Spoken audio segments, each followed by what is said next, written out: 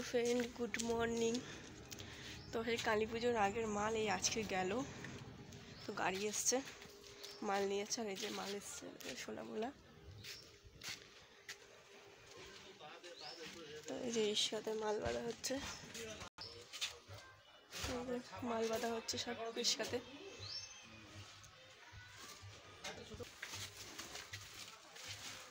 তো সব হ্যাঁ, স্যাম্পেলটা আনতেই যাচ্ছি।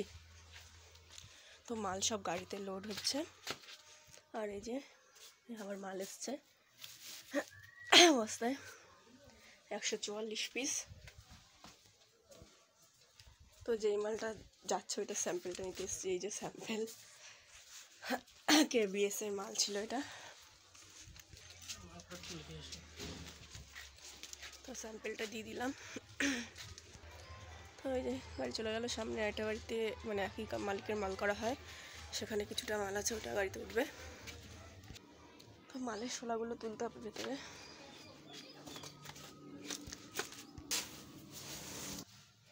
তো মালগুলো সব, ওই শোলাগুলো সব ভেতরে রেখে আসলাম ঘরে। চলে আসলাম রান্নাঘরে। আজকে রান্না করবো হচ্ছে এই যে ছোলার ডাল ভিজিয়েছি, ডালের বড়া করব। আর ফ্রিজে একটু চিংড়ি মাছ আছে, চিংড়ি মাছ দিয়ে গাছের থেকে পেঁপে পারবো, চিংড়ি মাছ দিয়ে পেঁপে আলু তরকারি বানাবো। তো তোমাদের একটা জিনিস দেখাই, সেদিনকার বললাম না গাছের থেকে কটা পেঁপে পেরেছি। তো এই দেখো, পেঁপেটা পেকে গেছে, দেখেছো কি সুন্দর কালার এসছে। এই পেঁপেগুলো যে এত মিষ্টি না, তোমাদের কি বলবো। আর এটা গাছ পাকা পেঁপে, আর ঠান্ডা বলে এখন একটু দেরিতে পাকছে, কিন্তু পেঁপেগুলো সেই মিষ্টি খেতে। তো এটা যখন পেরেছিলাম একটু কাঁচা কাঁচা ছিল, তোমার শীতকাল তো এখন পাকবে না বেশি ভালো। তো একটু হলুদ হয়ে এসেছিলো বলে ছিঁড়ে মিক্সিতে রেখে দিয়েছি। তো এখন পেকে গেছে, খাওয়া যাবে, কিন্তু বেশি খেতে পারবো না, কারণ আমাদের তো সবার ঠান্ডা লেগেছে, গলামলা ব্যথা, আর পেঁপে খেলে ঠান্ডা লেগে যায়। তো অল্প খাবো, আবার রেখে দেবো, রেখে খাবো।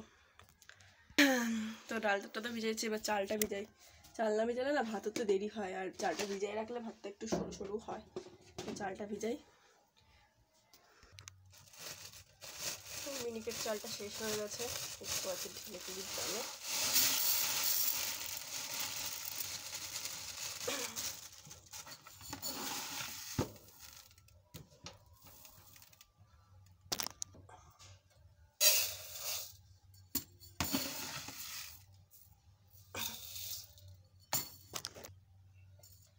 তো 1 গ্লাস, ওই 2 গ্লাস মিনিকেট চাল নিয়েছি, আর হচ্ছে এই যে 1 গ্লাস রেশনের চাল।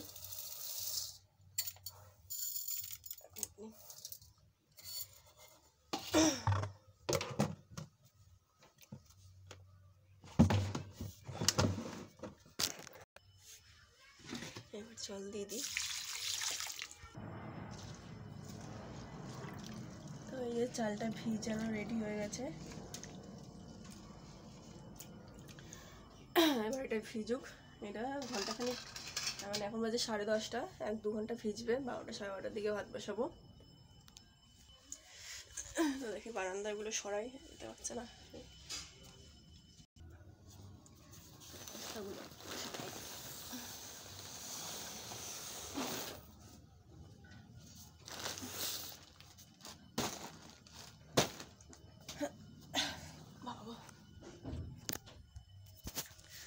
তো চলো, আজকে ভিডিও এখানে শেষ করছি, টাটা।